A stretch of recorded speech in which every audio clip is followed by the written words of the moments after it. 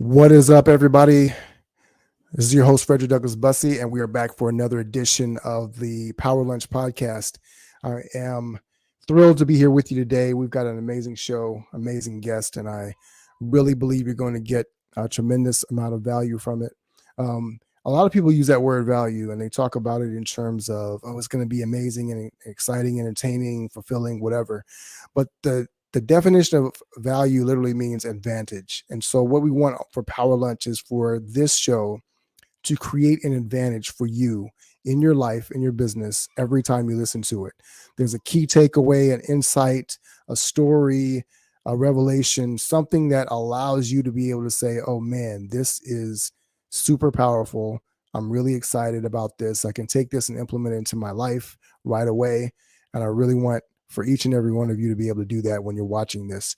If you're watching this live on Facebook or LinkedIn, drop a comment below. Let us know where you're watching from, what you're discovering in the midst of the process, in the midst of the conversation as well. If you're watching this on YouTube, please like, share, subscribe, give us a thumbs up, smash that like button, and spread the news about the Power Lunch Podcast, about all of our content we're doing over there as well. If you don't yet know, the Power Lunch Podcast is sponsored by my book, Breaking Orbit, Rip Out of the Regular by Unearthing the Power Within.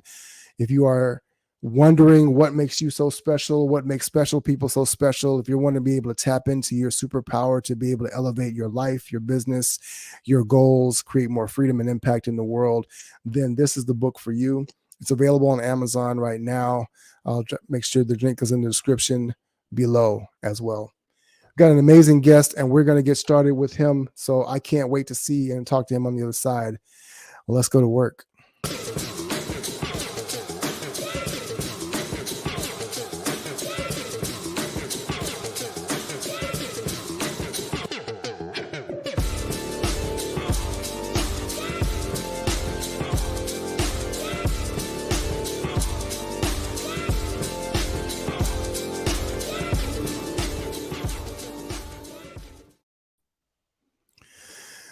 Welcome to Power Lunch Podcast. I want to welcome our guest for today. First of all, let me read his intro. Everybody, some people send a bio, some people don't, but when they do send it, I like to be able to read it and to share the in-depth version of them if I can, so you get a sense of who they are in their own words, and you're going to get to hear him in his own words as well. But our guest today, Michael Marcial, is a world-traveling entrepreneur, speaker, and mentor with a passion to help coaches to succeed online. Professionally, Michael has built and sold several seven-figure businesses, served over 2,000 clients, spoken on hundreds of stages with celebrity entrepreneurs like John Maxwell, Ed Mylett, and Damon John, and currently helps coaches and speakers to reach more clients by helping them to land their very own TEDx talk and how to leverage that reach that this platform brings. And personally, Michael is most proud of the connection he has with his amazing daughter, Alexis, and his powerhouse wife and investing partner, Oakley. He's a perfect blend of business and dad jokes. I can agree. Michael is completely focused on the success of his clients and will always ensure to live by his core values of excellence, integrity, and growth. Power Lunch audience, I'd love for you to be able to welcome none other than Mr. Michael Marcial. How are you, Mike? Boom. I'm doing well, man. I've been looking forward to this for too long, so I'm glad we're here. Yes, sir. Yes, sir. And in full transparency, we were supposed to actually do this a week ago, and I got invited to do something else that had a conflict, and so I'm glad we could put this back on the deck. I read your bio, amazing, incredible accomplishments that you've done professionally and personally. But if you were to just kind of condense that into your own words, somebody said, Mike, what are you up to these days? Who are you? How would you introduce yourself if you were standing in a bar or in a restaurant right now? Yeah, if you were just just human to human, you came up and like, hey, what are you all about? I would say first and foremost, I'm focused on growing in all areas.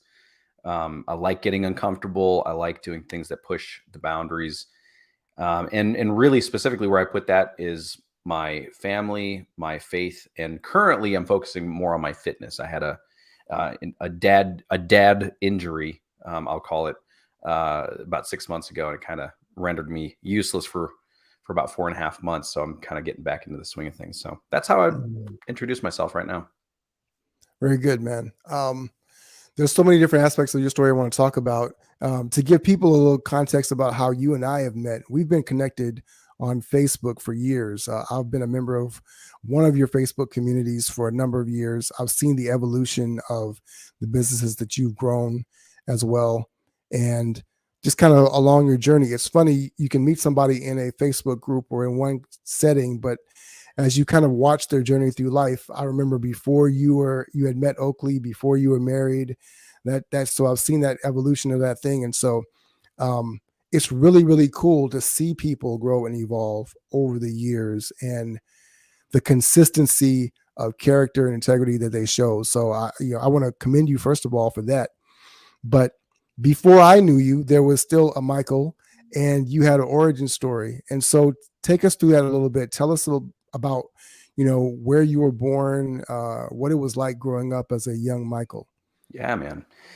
Well, I appreciate that, and I have to echo this. I've been a huge fan of yours for a long time, since we connected. Kind of similar, where I was like, man, this guy is just so freaking solid, and the content you produce, and just the man that you are. So I'm honored to be here.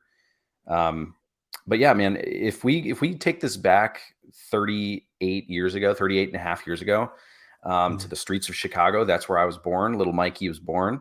And I was born into kind of a usual situation. I say usual because this is similar story for a lot of people, where according to my parents, they were just kind of living life. It was on a default mode, and they had 3 kids, making it struggling but getting by in Chicago. And fast forward a few years, just a couple years, my parents go through a divorce. Confused little guy, moving from the city to the suburbs, and just trying to make it by. That's all I knew, was to make it by. And fast forward through junior high school, that was the name of the game. I was good at school, good at sports, good at connecting with people, mostly on a surface level. And that's just kind of what I was doing. Went to college, thankfully and luckily. Went for a couple of years before I realized it wasn't necessarily the place I belonged. And despite every other voice telling me I should stick it out, I left. And that's actually at the age of 19. I started my very first business. So that's super intriguing. I'm curious. I'm always curious about people when they're entrepreneurs. If if you had that bug early on when you were very young, what really kind of was a catalyst for you saying, "Oh, let me leave college, the traditional path, and let me just go out here and do this thing on my own because I got this idea." So was there any of that kind of bubbling under the surface all this time? Oh man, 100%, 100%. Mm, And it really came from like this feeling of not fitting in. I just never felt quite like I belonged in any one specific thing. I mm, remember even in high school, junior high school, it was like I was a smart kid, so I hung out with all the math people. I was gonna use a different word than people. Math people. They're not nerds, they're not geeks. They're just people, just like you and I. right. Okay, I'd hang out with them. I was good at soccer and wrestling and gymnastics, so I hung out with a lot of the athletic people. I'm a musician. You can kind of see my little guitar back there. I play drums and guitar. I'd hang out Mm, with the band people. So I fit everywhere, but nowhere at the same time is how it felt. And there was always this unrest, and also this look to the future that says, all right, well, I'm in high school. I don't really feel like I fit here. So when I get to college, that's going to be it. And I got to mhm, college and I was like, okay, this isn't it. So maybe when I get out into the real world, then I'll fit in and I'll find my thing. And it was always this carrot on a stick kind of feeling, like I'm striving for something.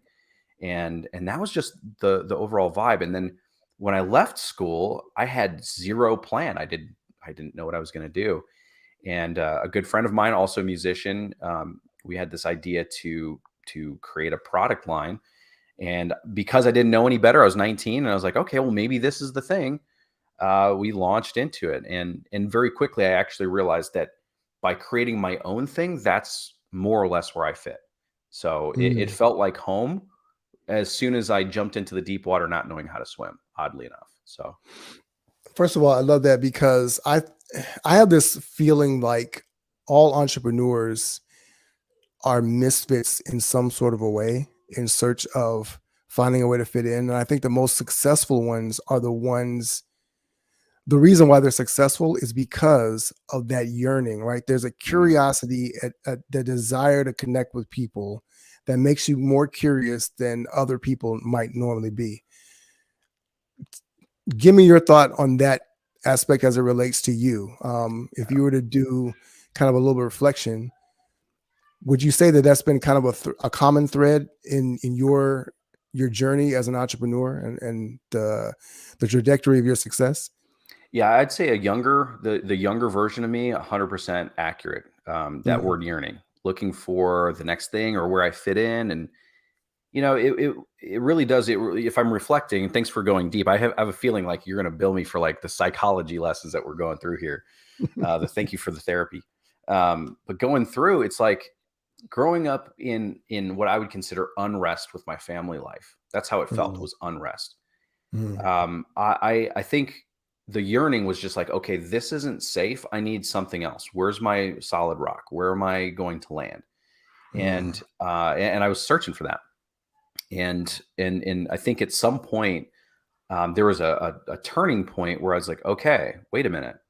It's never the next step that's going to feel solid. I can actually have a different mindset even around where I'm at now. I can actually be safe with who I am and where I'm at in life. So I'd say previous to probably even when my daughter was born about 10 years ago, mm, previous to that version of me, 29 and younger, 28 and a half and younger, was I'm yearning for something else. What's next? Where's the next big thing? How do I fit in?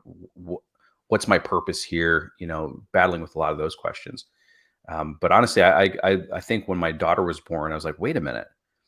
If I keep this yearning up, I won't even appreciate my own daughter, mm, right? I won't appreciate the next amazing, cool opportunity that happens. I won't appreciate the next relationship or business opportunity or friendship or whatever the fill in the blank is.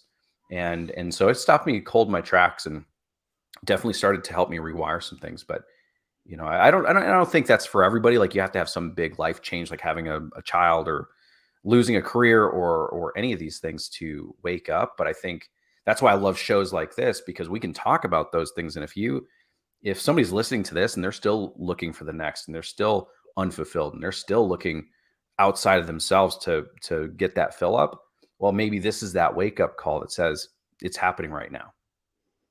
I think that is really well said because, um, like you said, you don't have to have those things be the catalyst, but those things are going to happen anyway. You're going to have transitions, you're going to have inflection points in your life. Yep. If you're not choosing at that point to make it mean something more, right? To get a better perspective, I think that you're really missing out on potential opportunities to really vault over all the mediocrity, all the pain, all the crap or whatever that happens in our lives that can kind of drag us down into the suck. And so forgive me for the psychotherapy, if you will, but I like to go a little deeper because a lot of times people are not aware of where that yearning has kind of gone left instead of being able to be the one that steers it, right? So you talked about being lost and kind of confused when your parents were divorced. Um, what if there's anything or any insight that you've been able to kind of glean, or maybe even it's just something that comes up now, from that experience, what was it? What was a lesson that it taught you about yourself?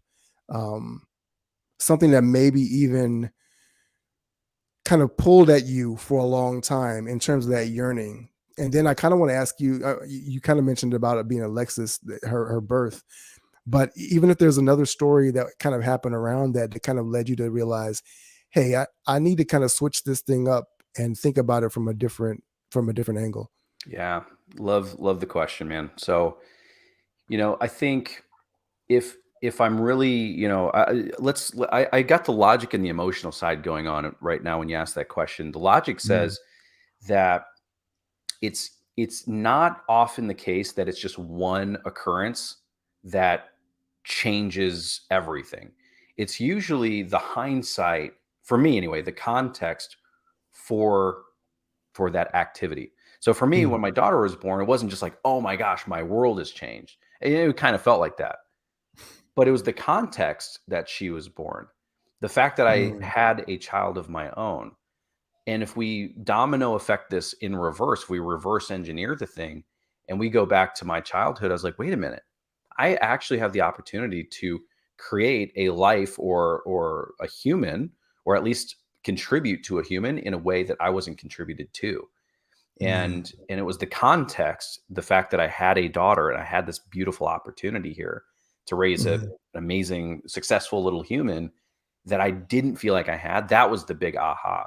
And if I mm, reverse engineer that, I go back to, the ages of 15 and 16 were transformative to say the least for me. And mm, in the moment, I didn't realize it. In the moment, I didn't know that when I was 28 and a half, my world would suddenly make sense. When I was 15, yeah, I was 15 years old. So my mom and dad divorced for maybe 12 years at that point. And my dad went off. He got remarried. They had a son together. My brother Benji, amazing guy, and his sister Crystal, amazing woman. And then there's my older brother, my younger sister. And so, you know, here I am, 15 years old, trying to figure out life, trying to be a young man, trying to figure out girls and school, and like, what am I going to do with my life? I felt lost, like you said, just kind of just floating through, and nothing really felt that secure. And here's a story I don't share often, man. And this doesn't I don't say this lightly. I have done a lot of work around this, so it might come through more fluid than it feels sometimes. mm, But when I was 15, I remember, my older brother, my younger sister, my mom were all at home, which by itself was rare. We're all busy. My brother's an athlete. My sister was always getting into something and playing with friends and all that stuff. But we were all home, and I remember we get this phone call. Get this phone call that I don't wish on anybody. It was one that really shook me to my core and literally changed the trajectory of my life. But at the mm, same time, it set up the context for how important fatherhood and how I show up in the world is today. This phone call, I remember, we're just all at home and get the phone call. And my mom answers, and she has this look on her face that I haven't seen from my mom before. My mom's the sweetest lady, always like kind of happy, making jokes. Like this is where my dad joke streak really comes from. It's from my mom. It's mom jokes, but I tell everybody it's dad jokes. But she has this gaunt look on her face, and so I mm. know something's wrong. Something's not right. And so she hangs up the phone and she tells us that my stepmother had been murdered out in Chicago. Wow. And I'm like, instantly, I'm thinking, Violet, this amazing powerhouse of a woman, spicy personality that will tell you like it is and do it with love. Violet, mind blown. I'm already in tears. My little sister's crying. And in the next breath, she tells me that my dad will not be coming to pick us up the next week. And in fact, I probably at that point I didn't realize I wouldn't see him, to date for the rest of my life. And putting two and two together here, that my dad was capable of something so heinous and so massive, and the effect of a 15-year-old who already felt like he was on shaky ground and lost, and now the only semblance of a father figure or you know that kind of vibe was now taken away, really all in one fell swoop. It was detrimental, to say the least. And I want to put into context here and how this unfolds, for the next 13 and a half, 23 and a half years now. um, I look to the next year. Okay. And talk about context here. Here I am, 16 years old. I didn't grow up in church, not a church kid, but as fate would have it, my uncle brought my cousin and myself, who were about the same age, to a youth group, and I didn't know what I was doing there. I didn't know about the Bible. I didn't know about God. I didn't know anything about anything, but I knew there were Mhm. girls there. That's what I knew. Okay. My That's the cousin important Sam thing. told me there are girls there. You want to be there. I listened and I went. And here's how it all ties together, man. So as we talked about, I'm a musician. I'm a drummer. Drums my real first love. And yeah, just randomly during youth group, the youth pastor comes up and he's like, "Hey, Michael, don't you play drums?" I was like, "Yeah, I play drums. I'm pretty good. I've been at it for 5 years. Yeah, I'm a drummer." And he's like, "Awesome. Well, we need a drummer for church on Sunday. If you could do it, our drummer's sick, whatever." And I was like, first time playing in front of like people in like a group. Let's do it. Well, I show up on that Sunday. I'm ready to rock and roll. We have a little rehearsal. I'm feeling good. And so the pastor comes up, everybody's filing in, and he welcomes everybody in to take a seat. He has a special, I guess, introduction for the morning, and he asks all the dads to stand up and gave them a special welcome as it was Father's Day. And as he's giving this Father's Day, welcome to everybody, it hit me that I had never knowingly celebrated Father's Day. I didn't know what it was about. And on the Mhm. back of this detrimental heavy news about what my own father had done, everything started to snap into place, from divorce to the previous year to where I was sitting behind the thing that I loved on a stage, doing the thing that I love with people that I love on Father's Day. Just let me know there was a plan this entire time for me to be sitting there, to understand there's something bigger and greater than myself. And that put something into perspective for me, so that when my daughter was born, I keep looking over here because I have a little school photo of her, cutie. Um, so when my daughter was born, everything started to unfold, and that yearning that I had, looking for the next and looking for the next and looking for the next and never quite finding it, it landed for me that day. And I made a promise to myself that I would show up in ways that I would have wanted when I was a child. And I continue Mhm. to do that today as best I can. So that's the long story that I don't share very often, man. But I you know, we're taking it there. So for me, it was all of these contextual things added up together that all made a literal life difference for me. First of all, I want to honor you for being so transparent about that and talking about such a painful chapter in your life. Um, Not least of all because of how important it is to everything else that kind of, like you said, kind of snapped into focus. And it's amazing how the good and the bad, as we call it, right? The traumatic and the mundane can all kind of align together. And we're going to get into the business stuff in a second, but I kind of want to, because it feels like there you started to be kind of introduced to a faith walk, right?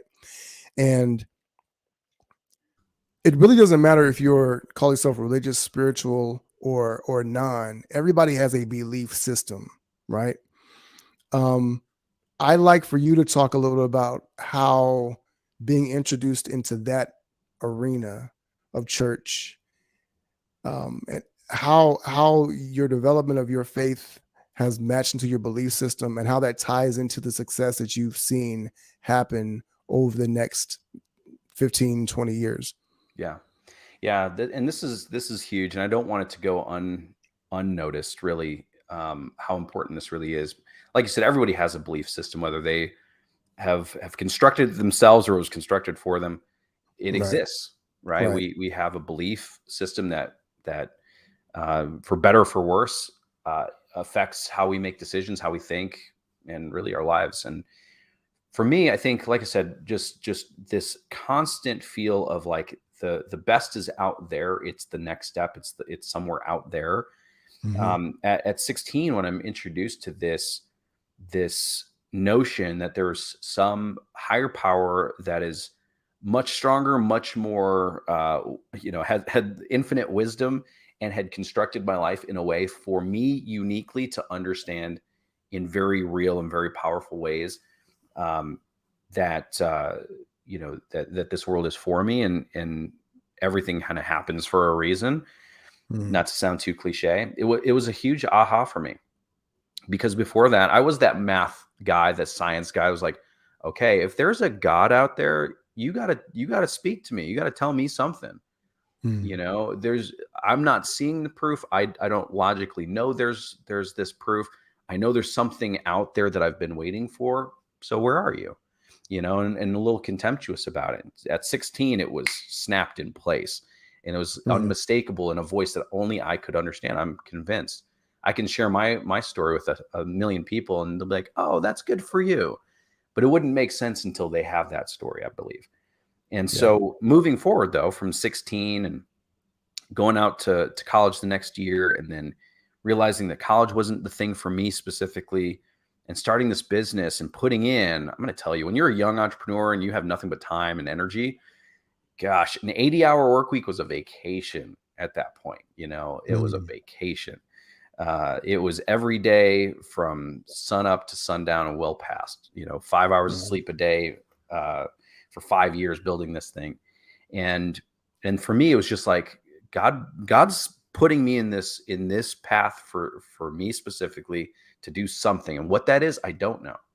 And, mm. and like you said, like reminds me of the story. Have you heard the story, of the Chinese, horse farmer? I don't think so. Okay. It's a really interesting one. Mm, And I'll just share it with you this way. So there's this Chinese horse farmer, has a son. They've got their farm, their horse, and they're just doing life. And one day the horse runs away. This is their whole livelihood, by the way. A horse helps them plow and do all the stuff. And the neighbors, the village comes by and says, "Oh my gosh, this is terrible." And the farmer mm, says, "Well, maybe." Right? And the next day, the horse comes back and it had made friends. Now there's three horses. The villagers come by. "Wow, this is amazing.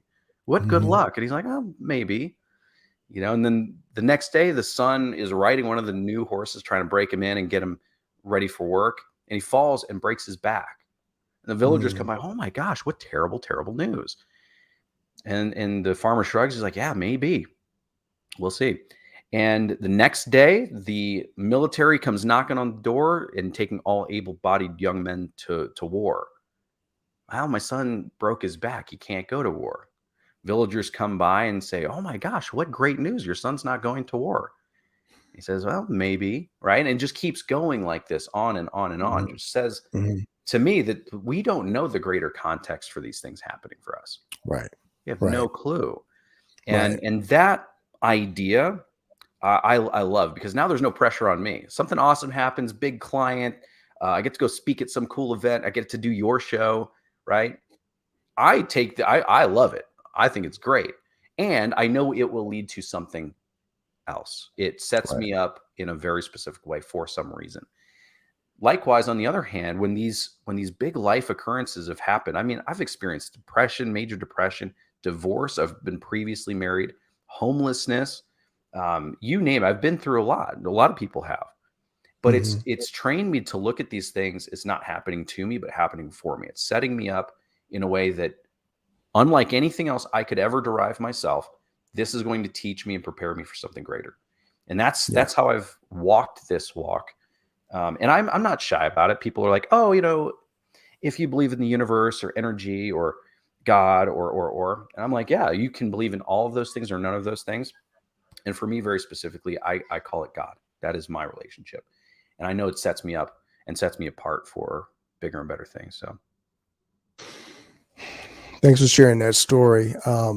I love the perspective on it because and I think it really rings true for people when they've had such starkly dramatic occurrences in their life, right? It rings a little different if you say, "Oh, I flunked out of college," or "I my girlfriend left me." And at the time, everything in the moment can feel traumatic, but there are some things that are obviously more traumatic.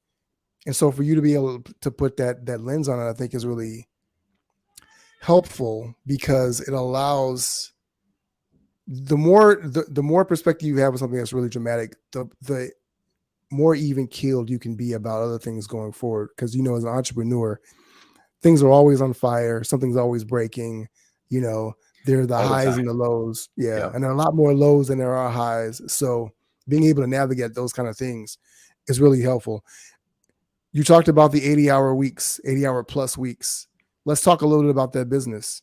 You're 19 Ooh. years old. A friend comes to you, says, "Hey, let's start this thing." What was the business, and what was that experience like building that out? Yeah, this is fun, man. So 19 years old. So think back to when you were 19 years old. Whatever you were doing in life, whether you were an entrepreneur, you were in school, you're whatever that life looks like, right? And so for me, it was all of those things all at once. You know, I wanted that fill up still. Mm, And so the business, we were building and selling electronic drum sets, really wow. high level, amazing looking electronic drum sets that look different than like the rubber pads and all the things you might imagine as an electronic drum set. These were made with like real drum shells and real drum hardware. It looked the part, and it was very new and very different at the time. And and with that, you know, I had to get really good at a few things really quickly. Turns out, one was marketing, right? Because we were Mm, just a couple of guys in the middle of Illinois, nowhere. Nobody really knew about us. And so I was like, how could I get this out to people? So I had to get really good at marketing. Um, the next piece of that was sales. Like now that we started marketing, we started putting together some videos. This, please don't look at these videos. They're terrible. But to date, they have millions of views. Like I'll share a mm, little bit more about that. I had to get really good at marketing. And then on the back of that, sales. Now that people are reaching out, wanting to buy our stuff, I needed to understand how to communicate value to these people that wanted what we had. And I mm, get really good really quick. Why? Because this was my everything. I didn't have, you know, a massive amounts of savings or anything like that. Like I needed those sales to come through and consistently. right. So those two skills I need to get really good at. And then understanding business just at large, accounting, Mm, finance, even wealth management. When we sold the company, I needed to figure stuff out really quick. But yeah, from 19 to about 24, we built that business. We traveled, went to different trade shows. YouTube came out about the same time as we started. So I made about 40, 45 videos, something like that, that are still up on YouTube. Do not search for them. Thank you.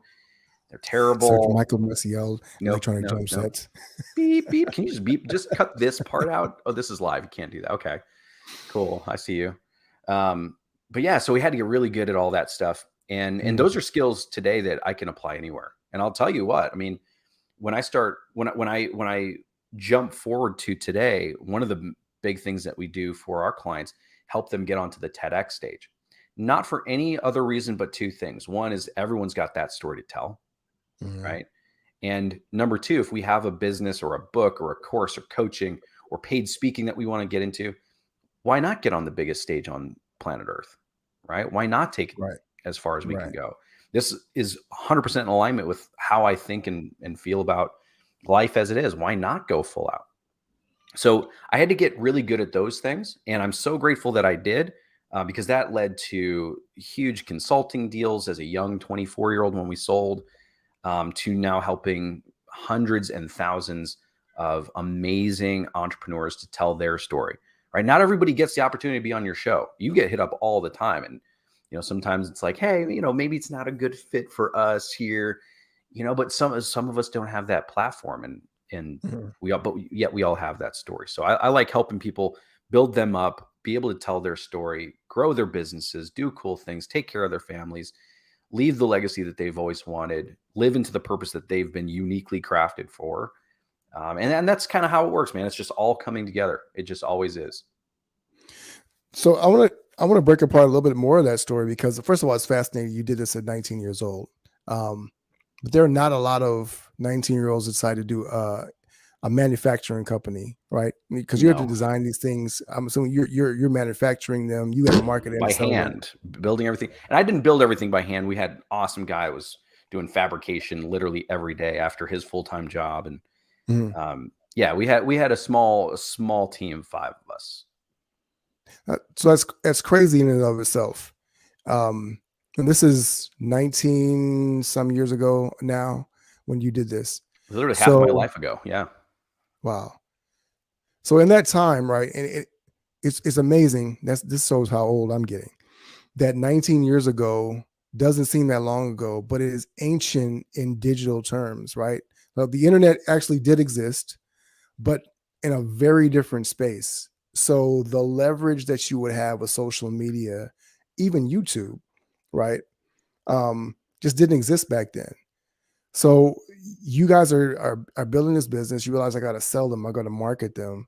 What is it that makes you turn to YouTube? And what was one of the strategies that you discovered that was allowing you to be able to gain momentum so you could keep buying, keep selling them, keep building them, keep selling them and growing, etc.? Yeah. Man, so good. We're really ripping this apart. I love this. I was hoping we'd go there.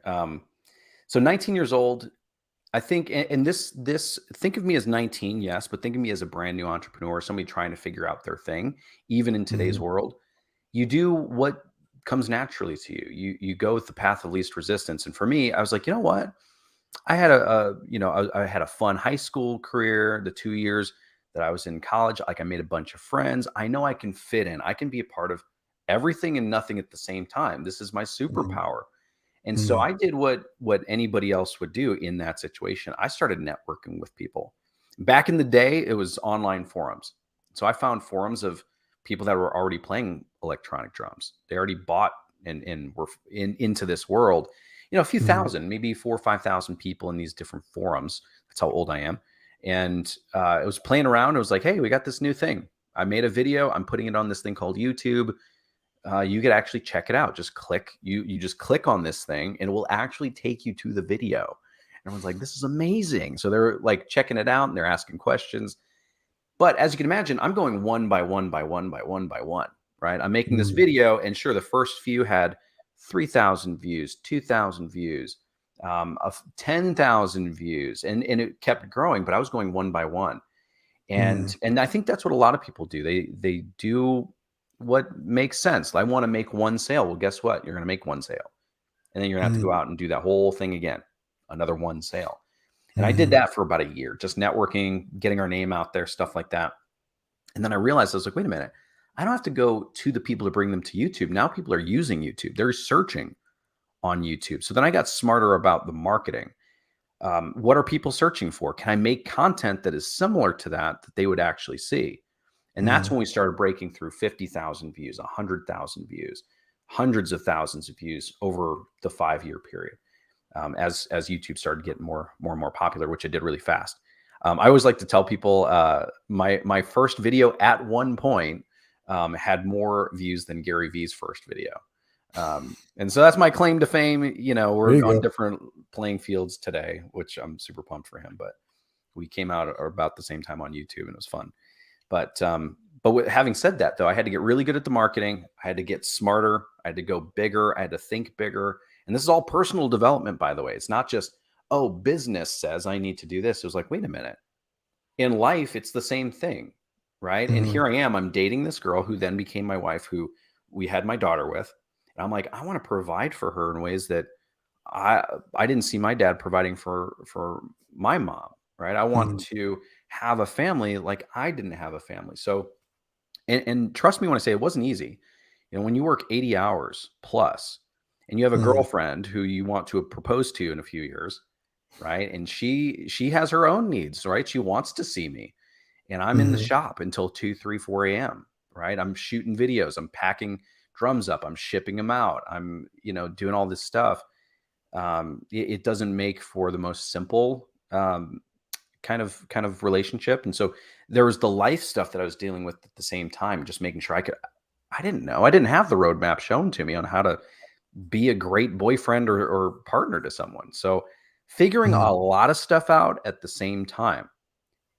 Pause there. If we fast forward here 19 years later, that same ability to have a wide aperture, a wide capacity has paid dividends. Like you said, there's a lot of fires and multiple things going on at every one time. I'm sure your phone has blown up with notifications from other stuff and your other shows and stuff. You have fires. Hey, a client needs this thing, right? We have those things. It's happening literally right now. But we can sit here and have an awesome conversation, provide value to the people that get to watch this.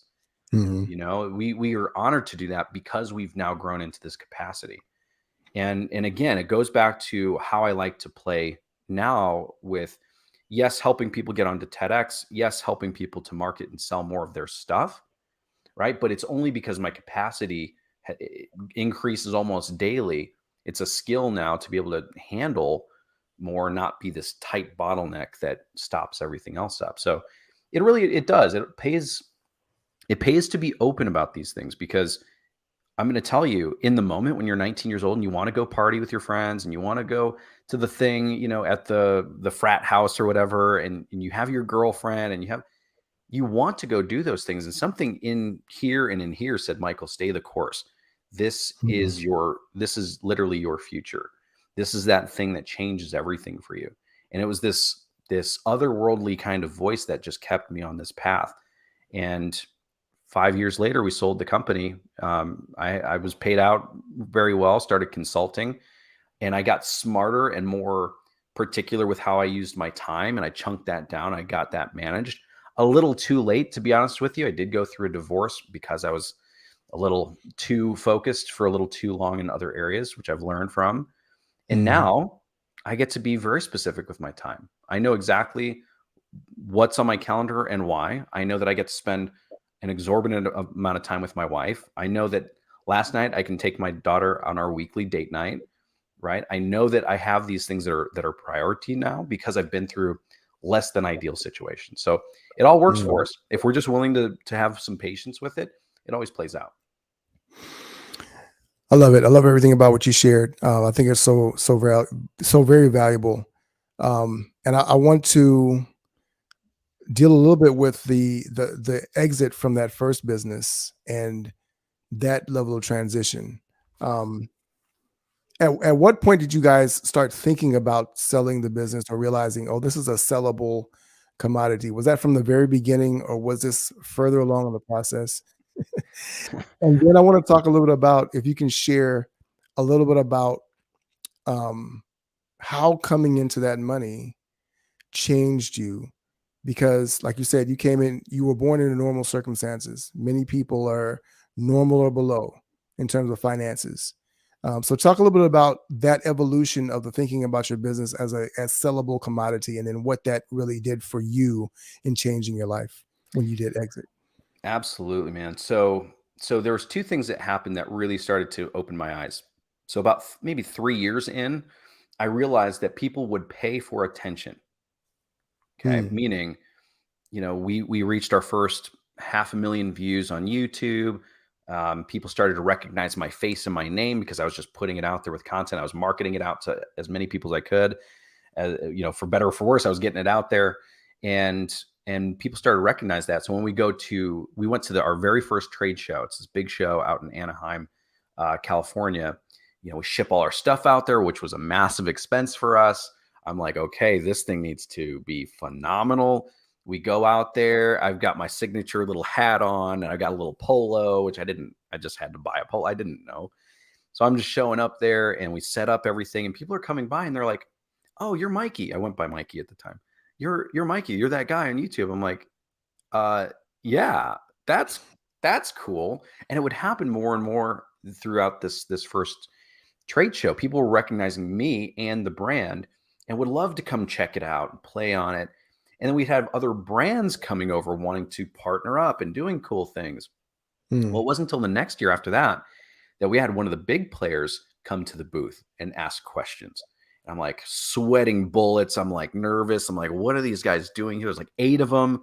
Their booth is this massive, beautiful looking thing. And ours is like a 10 by 10. It's crammed with a bunch of stuff. And it looked, you know, like 19-year-olds put it together.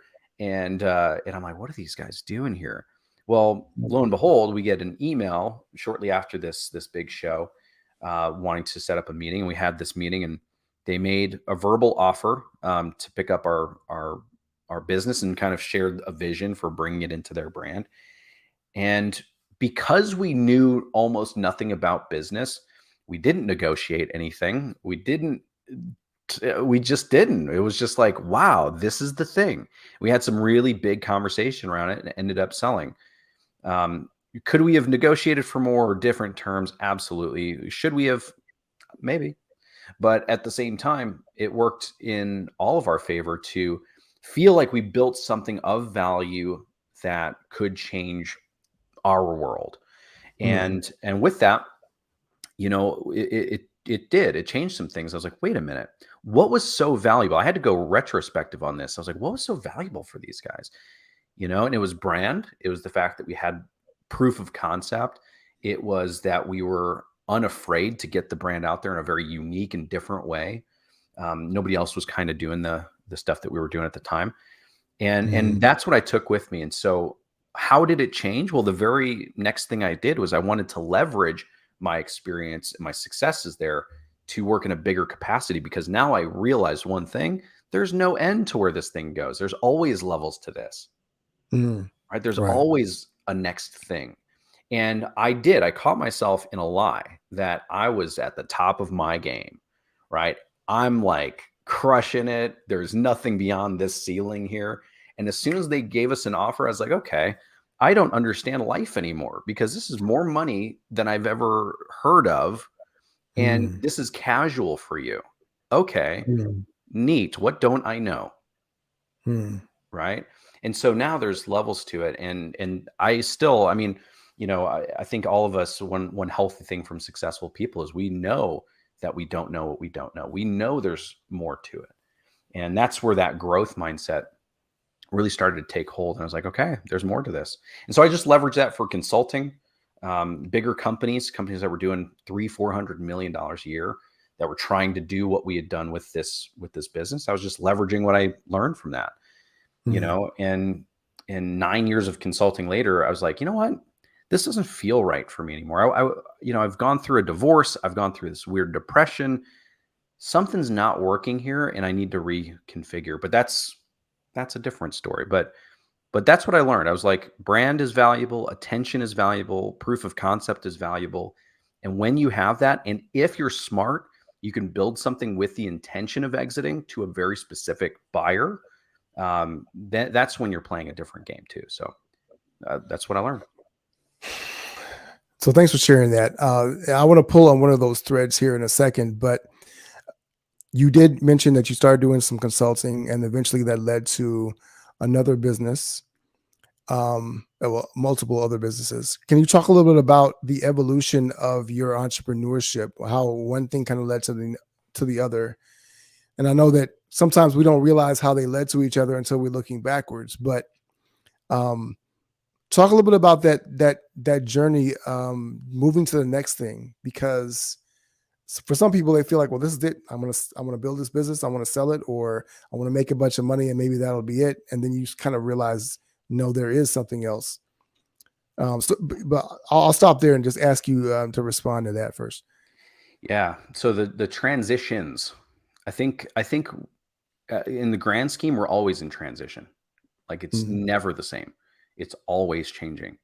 And when you can be okay with that, that's when things get really fun, because I was like, awesome. Okay. Well, I didn't anticipate this thing coming to an end. I thought this was it, and when we sold, it wasn't like I could live on the money forever.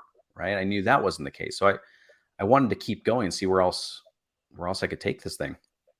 And when I started consulting, again, I thought, okay, this is it. This is what I'm going to do. I'm going to be this guy forever. And that lasted 4 years. In fact, after I consulted my very first client, I gave into this fact that my transition was not always going to be professional. That is mm, where I placed a lot of my value. That is where I got the kudos and the high fives and the paycheck. That was a void filler for me at the time. I didn't realize. And because of that contrast, I realized I was forgetting my family. My mm, wife, at the time, my now former wife, I didn't realize that she was lonely. mm, Why? Because I was fulfilled every day, right? mm. She Yeah, was that's right. lonely. She wanted what? She wanted her husband around, and I wasn't giving that to her. And again, when my daughter was born, that's when things really shifted for me. I was like, wait a minute. Mm, Okay, now I get it. Now I get it, because I don't want to create the same thing over and over and over. I'm going to create a daughter. who goes on to be okay with being with somebody that's not really there for her. That's tough, Mm, mm, right? They mm, have kids, and what happens then? What was their example? Oh, grandpa works all the time. My dad works all the time. My mom's kind of sad and doesn't live into her dreams. I guess that's mm, what life is, right? Do we want that? No, not at all, ever. And so when she was born, I was like, okay, I actually got it at that point. I was like, okay, I see you when you're sleeping, essentially. I go to work, you're asleep. I come home, you're already asleep. I mm, can't, this doesn't work. I see it now. For me, it was too late. But the transition that you were talking about was that I was transitioning actually into a man. I was mm, 28 and a half years old when she was born, and I still wasn't there. Right. And I had to be okay with that. I was like, damn, I've been working from a young man's mindset. Worked for me mm, at the time, but it doesn't work for me now. Right. mm. How do I level up? Right. Yeah. Yeah. And at the time, I didn't have much resource. I wasn't very resourceful, I think, at the time. And I just tried to do it on my own and figured out. That led to ultimately a separation and divorce. And that was another transition. Right. Now it Mm, wasn't always going to be the married guy. Right. I wasn't the married guy mm, anymore. Right. I mm. wasn't always the Right. consultant guy because wait a minute, I just left my career to focus on my family. So Mm, who am I and what's real here? And that's where the two kind of topics that we've been chatting about kind of converge. It was like, number one, there's always going to be transition. There's always going to be change, and you can be okay with that. Okay, you can actually be okay with that. It could actually be to your benefit to transition. Hopefully higher and upward and onward. But also without my identity, without being the consultant, young hotshot dude, without being the dad and the husband and in that kind of guy, without that, who am I? And this is where the belief had to come in. It's like, wait a minute, it's not actually about me. So maybe these things needed to be stripped away mm, so that I could understand it's not me. I'm not the one mm. doing this. I'm Yeah. not the one setting the path forward. And if I learned anything from the Chinese horse farmer, is that maybe this was building me into something different, into Mm, my next iteration. And so transition happens all the time. So if you have a business, if we talk business specifically, cool. You're doing your marketing, how you do your marketing now. What you have done to get from 0 to 10K a month or wherever you're at, awesome. Probably not going to be the same thing that gets you from 10K to 100K a month, right? right. It's not the thing that gets you from a million to 10 million, right? And you Right. have to be in transition. You have to look at what's next. You have to humble yourself too to say, hey, you might have hit $1 million, but that's, after taxes, you pay your team and overhead and marketing costs and all that. Then what? Right. Right. Right. So we have to look at it as all of it is transition. Literally, life is transition. Your body transitions, your mindset transitions, your family and friends circle transitions, the way you think about life transitions. All of it is a transition, and it's okay to understand that and accept it, because then it gets fun. Then you're like, wait a minute, somebody sees enough value in my brand to have this conversation. If Mm, I weren't okay with transition, I wouldn't have entertained it, and it wouldn't have led me to having my daughter or being married to Oakley right now or being on this show right now or mm, providing the value that we're providing to whomever ever watches this forever. You wouldn't have cared to have me on the show. I wouldn't have had enough value, I don't believe, if I didn't have some mm. of these big experiences, right? So all of it happens for our betterment, but it's all transition. That is so good. And we're rapidly running out of time. I want to respect your time. There's so many more questions I have, but one of the threads I wanted to pull on was when you mentioned going through a state of depression, right, and kind of dealing with. And I think it's counterintuitive for a lot of people. We kind of think as building this thing, making a bunch of money, having freedom to do whatever we want, and that kind of sets us free. But in many instances for entrepreneurs, success in and of itself, I tell people all the time, success itself can be traumatic, right? It can trigger this other state of transition where you kind of go through this thing. Can you share a little bit about what you learned was one of the triggers for that depression and how you navigated that experience to come out on the other side of it? Yeah, this I hope this one lands for some people. especially if they've, watching this whole thing through and getting something out of our conversation here. This, Mm, I think, from what I've experienced and the people I've chatted with and things like that, I've boiled something down to something that feels really weird. Okay, it feels very mm, contradictory. At the time when I realized I was in a depression, okay, it led to some really unsavory circumstances. One, I was evicted from my apartment. Okay, so we go through a divorce, sell the house, I move into this apartment. Didn't work for a year, blew through all of my savings, everything that I had, and was eventually evicted a mm, year later. Now, sleeping in my car, I realize I have nobody else to pin this on. Who's to blame? Who's taking responsibility? Who's taking the fall for this?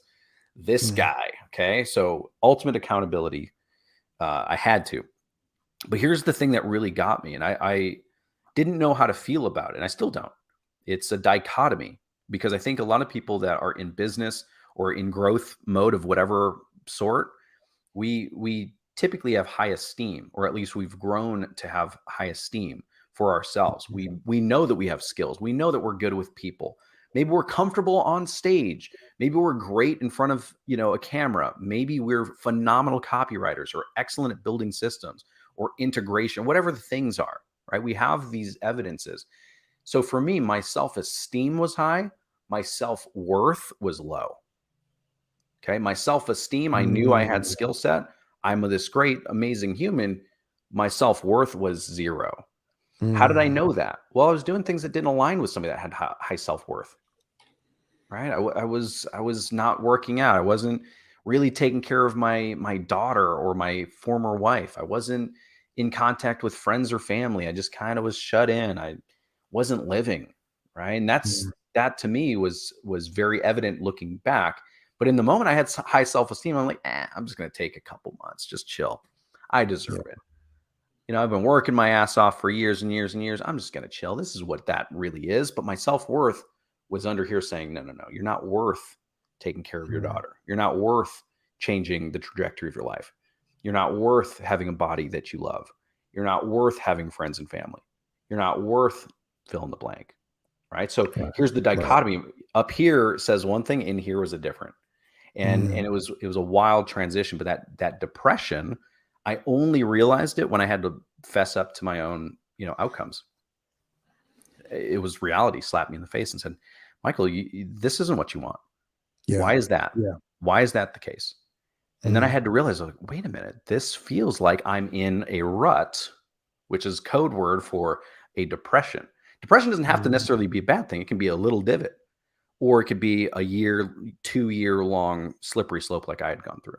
And then mm, eventually I didn't hit my rock bottom. I slid safely into my rock bottom. And mm, that was a deceitful, weird phenomenon to look up one day and see the version of me that I thought existed, but realize where I was actually at. So it's a weird thing, but this is where community, this is where having good people in your corner that can call you up and call you out, mhm. is everything. Say, Michael, man, you're slipping a little bit. I see you getting a little soft around the midsection. You look like you're 49, but you're 27 and a half. What's going on? Mm, mhm. It's so funny, man. I literally, if I showed you a before and after picture, I showed my wife. I was like, hey, this is a picture of me and my former wife. And she looked at it and she looked at me. She's like, there's no comparison. This is an old, sad man. And this is I'll make up words for a young, handsome, dapper, masculine uh, phenomenon, specimen of a human. But there's a stark difference, right? And Yeah. so Yeah. that's how it felt. That's how it was. That's incredible. Do you have just a couple more seconds so we can For you, I do. Yes. all right, so I want to tie this off with because I think you've given us a lot of value, and a lot of it really hinges around the inner game, right? Mm, As an entrepreneur, I think that, and that's one of the things I really strive to do on this show, because you can find the tactics and strategies everywhere out there, right? But mastering the inner game is something that is more challenging to do, and it's harder to do when, because it's inner, it's hidden, and not a lot of people reveal it, right? So first, I just want to thank you for sharing that, and I think that's going to be really, really valuable for people as well. The thing I want to ask you about is kind of the things that you've done that led you to this point. You've learned these lessons. What does the next 10 years look like for you? What is that big, hairy, audacious goal for Michael? Um, Man, great question. It's scary to me. That's how big it is. the scarier, the better. Yeah, yeah, absolutely. It's like, are you? This is the inner game talking. Are you sure? Like this? I don't know if it's for you. This is for other people. People that Mm, grew up with fill in the blank. People that have such and such skills. And that inner game, it is huge. It is massive because, I think generally people are good. So if mm, I guarantee I walk up to some random person on the street, strike up a conversation, it's gonna be a great conversation, right? mm, When I walk away from that conversation, I might beat myself up on the inside though. I should have said this. Oh man, did I offend somebody? Um, did you fumble over your words? Was your hair looking good? Like, the inner game can get surface level and it can get really petty really quick. And you can literally be, tormenting yourself on the inside. mm, And I had to develop something that maybe it's a tool. I don't know what to call it. And then I'll get back to what the 10 years looks like. Um, uh, so there's a term called metacognition, right? And mm, and by itself, I was like, oh, okay, that's a cool word. It essentially breaks down to how you think about your thoughts. mm, Cognition is your thoughts. Metacognition is how do you think about those thoughts? mm, And I try to keep myself in this meta stage when that trigger, for me, it's a trigger. As soon as I say not, never, bad, whatever the negative thought is, it's now a trigger because it's been practiced. It says, mm, oh man, you're not strong enough to lift that in the gym. mm, Okay. Trigger goes off. It fires to say, okay, well, is that true? Number one. mm, Okay. Answer the question, Michael. Is it true? No, I don't think it is true. I think I could do it. Okay. Good. mm, Number two, will you do it? Okay. When I mm, challenge myself, watch out. You challenge mm, me, we're gonna have a good competition. When I challenge myself, there's no competition. mm, Okay. So when myself talking to myself says, well, will you do it then? Are you gonna actually do it? The answer is always yes. I mean, mm, within reason, if it's safe and all the fun stuff, parameters. But that's the metacognition. It's like it's a trigger for myself that when my inner game gets strong, because I'm a strong being and I have both sides to me. When it gets strong, my higher self kicks in. Um, mm, that's my best friend, right? That's my go-to. And mm. the cool thing is I can measure everything else against that. If my good friends can't talk to me like my metacognition can, they're not my best friend. Okay. That's good. If Yeah.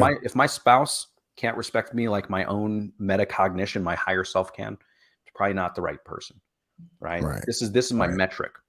This is a standard. And to quote a good friend of mine, Cody Jefferson, this is who I am. So this is what I do. Okay. Mhm, This is mhm, my standard. And so this is what I expect moving forward. And so then if I apply that to the next 10 years of my life, it's scary, man. One of the biggest things, and I'll share this openly. And hopefully maybe there's somebody that's listening to this or even yourself has some connections for me. One of the things that I personally struggle with is the wealth mindset, the wealth strategy. Okay. Like I have mhm, some basics in play. We invest in short-term rentals out here in Salt Lake. It's been a lot of fun. And that is the first step in something greater. Over the next mhm, 10 years, we build up a portfolio of properties that we own and provide some awesome upside. But what the details of that, I don't know. That's an area that I struggle in. That's an area of opportunity and growth for me that I would be very open to because that is the next 10 years. So that again, if I contrast to my early days, right, the first half or the latter half of my 38 years of living, I'm a hustler, man. I can work it all day, every day. I know I can. mhm, That's not what I mhm. want for my future. And over the next 10 years, by the time I turn 50, I would love to be, anti-hustle at that point, right? I'd love Yeah. my money to be working for me finally. And I'm not quite there. And that's just the truth. So that's the scary part is that I know I'm getting there. I just don't know how. Again, I want to thank you for being so vulnerable and transparent about that. Yeah, we can talk afterwards about some potential connections I may have with some people Nice. that could put you Beautiful. in the game. I think to be fully transparent about this, one of the great things that I didn't even realize when I started doing this show and doing the lives and things like that was that it put me in a position to know people that could just know other people, right?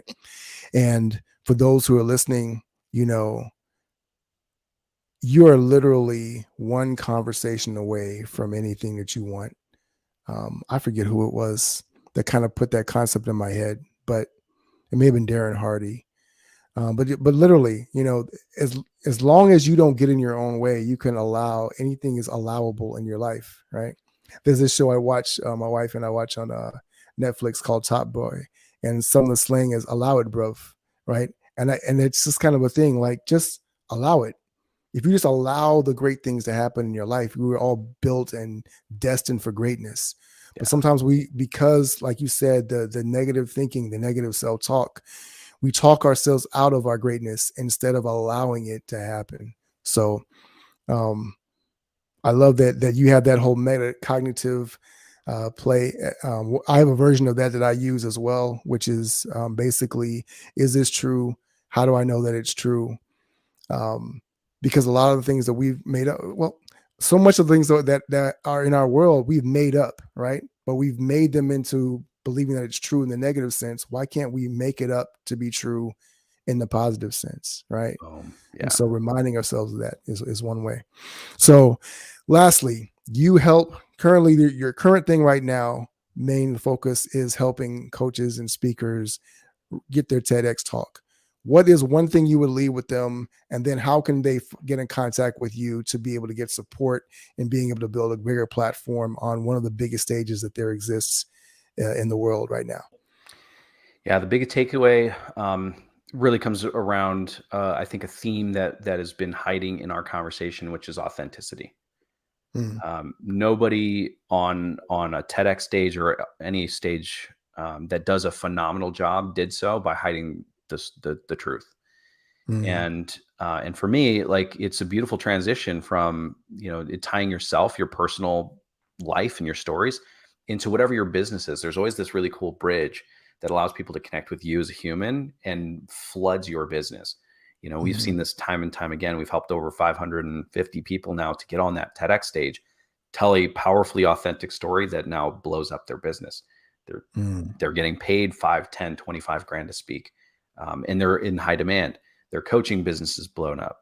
Cynthia, I think the first person I think of when I think of authenticity, she has like 13.5 million views on her YouTube TEDx talk.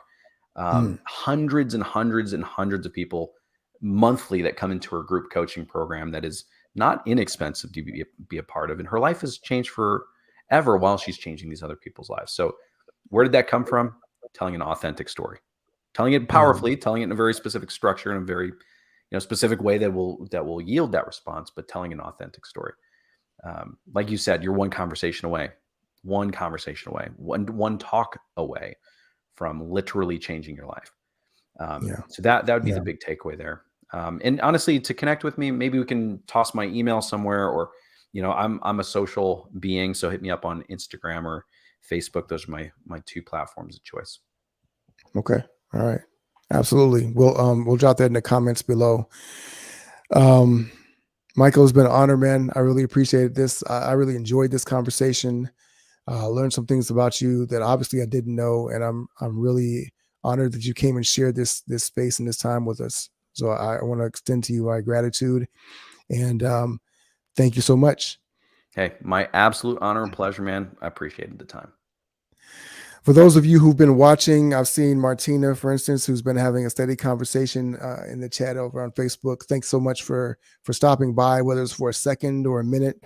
If you're watching this on replay, YouTube, LinkedIn, Facebook, drop a comment below, drop a hashtag replay. Let us know what you discovered from this. We want to make sure that it's valuable for you in every possible way. And as always, we're grateful to have you in this space with us as well. This has been another edition of the Power Lunch Podcast. As always, I'm your host, Frederick Bussey, Frederick Douglass Bussey, ever forward.